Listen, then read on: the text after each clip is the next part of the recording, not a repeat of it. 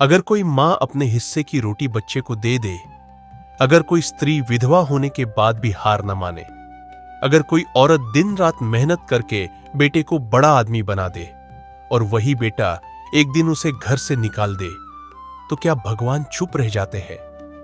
आज की यह कहानी सिर्फ एक मां की नहीं है, यह उस ईश्वर की है जो हर आंसू गिनता है, जो हर कर्म का हिसाब रखता है और जो सही समय पर इंसान को उसका सच दिखा देता है।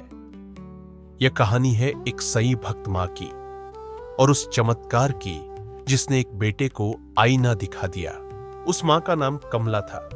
उम्र से पहले बूढ़ी हो चुकी एक सीधी सादी स्त्री, जिसका पूरा संसार उसका पति और एक छोटा सा बेटा नीरज था। पति ट्रक ड्राइवर था, दिन रात सड़कों पर गाड़ी चलाकर घर का खर्च चलाता था। लेकिन एक मनहूस रात तेज बारिश में ट्रक फिसला और उसी सड़क पर उसकी सांसें हमेशा के लिए थम गई। उस दिन कमला की गोद में पति की नहीं बल्कि पूरे भविष्य की लाश गिरी थी। गांव वालों ने कहा, अब क्या करेगी?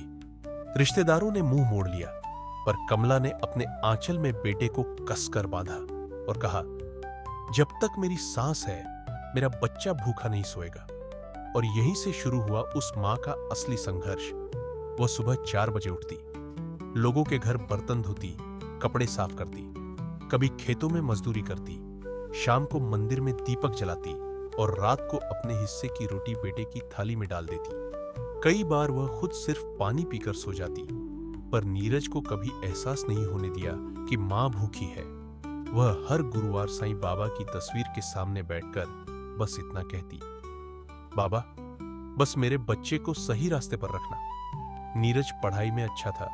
मां फटी साड़ी पहनकर स्कूल की फीस जमा करती, लोग ताने मारते, इतना पढ़ाकर क्या करेगा?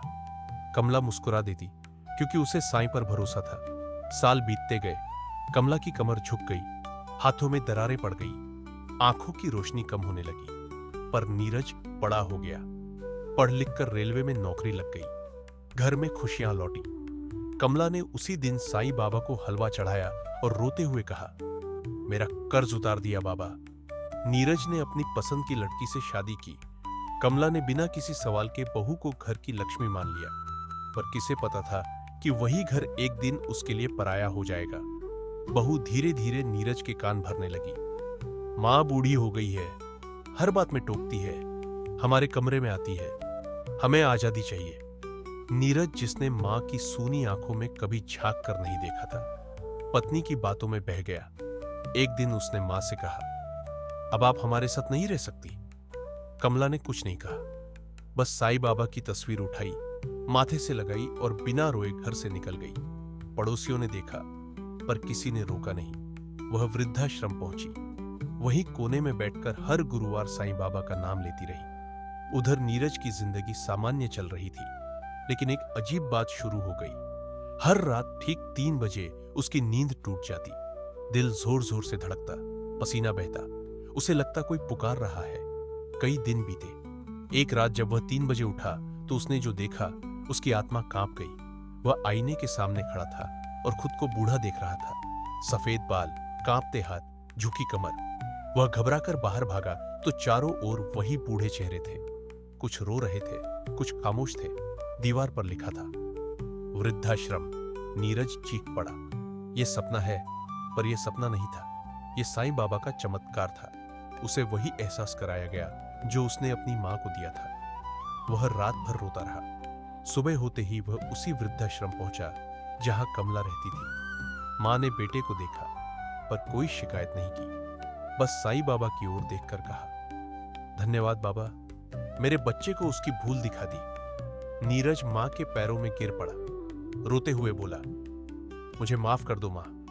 उस दिन समझ आया कि साईं बाबा जीवित है, क्योंकि जो इंसान को उसके कर्मों का आईना दिखा दे, जो मां के आंसुओं का हिसाब रखे, जो अहंकार को तोड़कर इंसान बना दे, वह कभी मर नहीं सकता।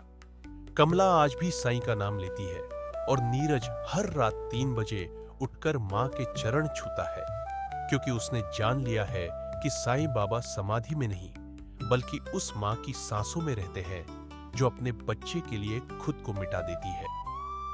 ओम साईं राम। ये कहानी यहीं खत्म नहीं होती, क्योंकि साईं बाबा ने खुद कहा था, जो मां का दिल दुखाता है उसका सुख देर से आता है। आज अगर आपकी मां आपके पास है तो समझ लीजिए आप दुनिया के सबसे अमीर इंसान हैं। साईं बाबा आज भी जीवित है। हर उस आंसू में जो मां चुपचाप बहा देती है, हर उस आह में जो किसी से कही नहीं जाती। अगर इस कहानी ने आपकी आंखें नम कर दी हो तो कमेंट में ओम साईं राम और इस वीडियो को उस इंसान तक जरूर पहुंचाइए जिसे अभी अपनी मां की कीमत समझनी चाहिए, क्योंकि मां का आशीर्वाद और साईं बाबा की कृपा दोनों एक साथ मिल जाए तो जिंदगी कभी खाली नहीं रहती।